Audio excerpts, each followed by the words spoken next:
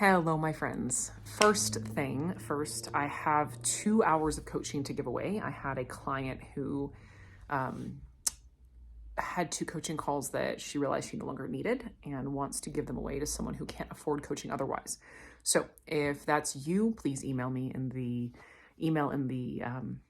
description box. And this is best for someone who has the type of questions that you think could be resolved in an hour or two of coaching, and versus someone who you feel that you really would need a lot of ongoing coaching to make any progress.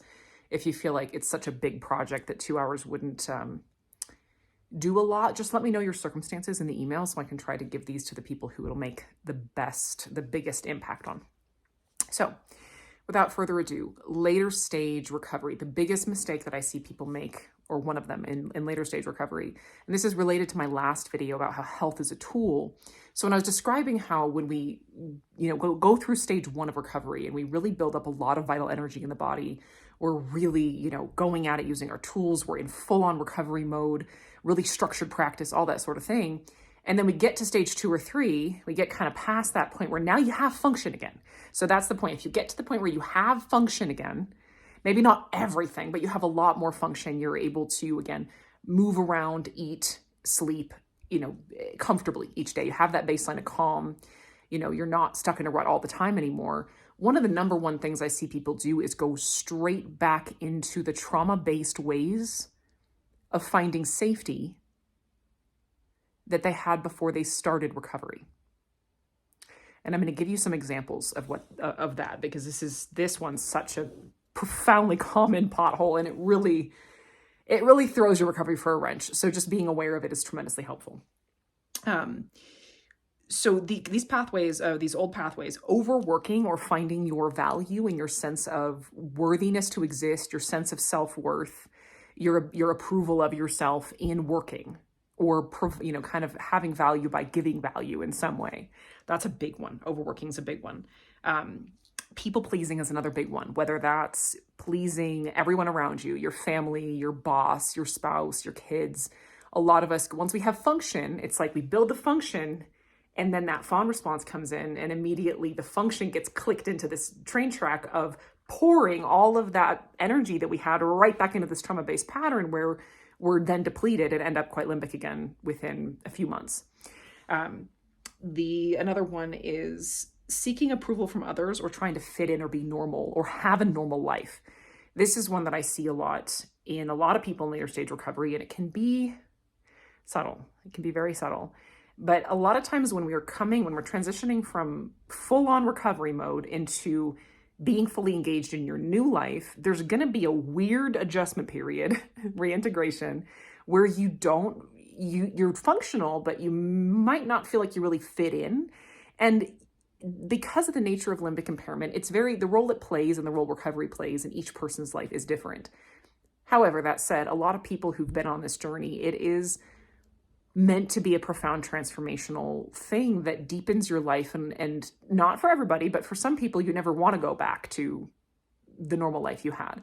It really depends on the person, so this isn't universal, but the goal of having a normal looking life, fitting in, being normal, that's something I want to remind you that a lot of normal people with normal lives are very unfulfilled, very unhappy, and very unhealthy. Normal does not mean healthy. It's not a goal in itself to be normal. That's not a helpful goal. It doesn't move us in a life-giving direction by itself. So that's just something to throw out there if that's hitting a chord with you. Playing a certain role is another one. Sometimes we have to step away. A lot of times, not all the time, but most of the time, we're required by this journey and what's necessary in stage 1 to step away from the roles that we've been playing our whole lives. And that could be roles like mom. I know that was one for me where like my whole identity was being a mom, and I intentionally sometimes hid behind it because I didn't know who I was without that role to hide behind. That's actually one of the reasons I got this haircut, because I'm like, this is not a mom haircut. Like, I cannot hide behind that role. I'm taking away the ability to hide behind that haircut because it's not who I am. It is one aspect of my life.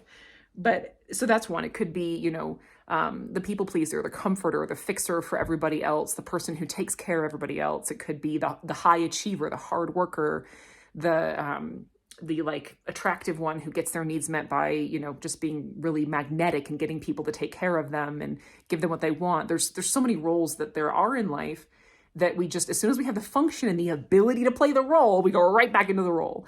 But that role isn't who you are. And we end up we're very disconnected from ourselves. We're not in dose. We're chained to this trauma-based way of trying to find a sense of safety by playing that role because it's how we used to find safety.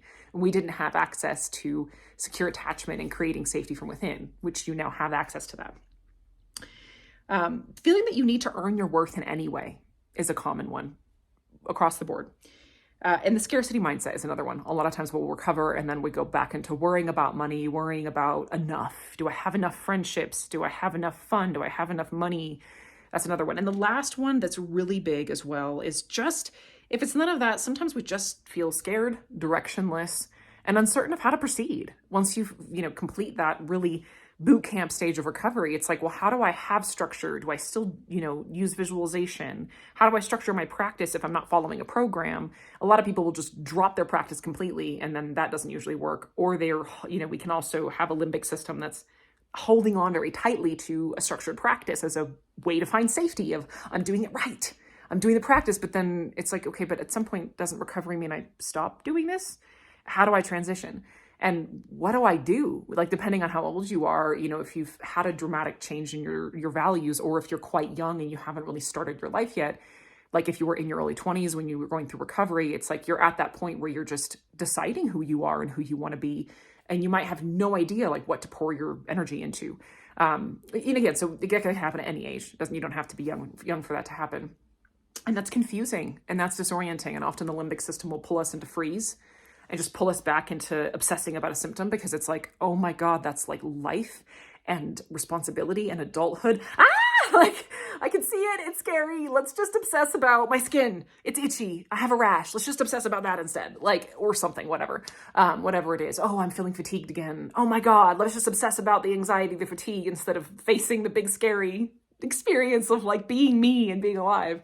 So all of those are really common things. And that's why later stage, different tools for later stage, different understandings and approaches for later stage, and ultimately giving yourself the time to be in uncertainty and build a value system so that you have things that are authentic ways of creating dose that aren't tools, but things that you do each day, rituals, mood elevators, work, hobbies, relationships that give you dose and keep you connected to who you are. And that's now your dose. And that's the structure of your life, is those things that mean a lot to you from your authentic self, not just a structure from a program. Love you guys.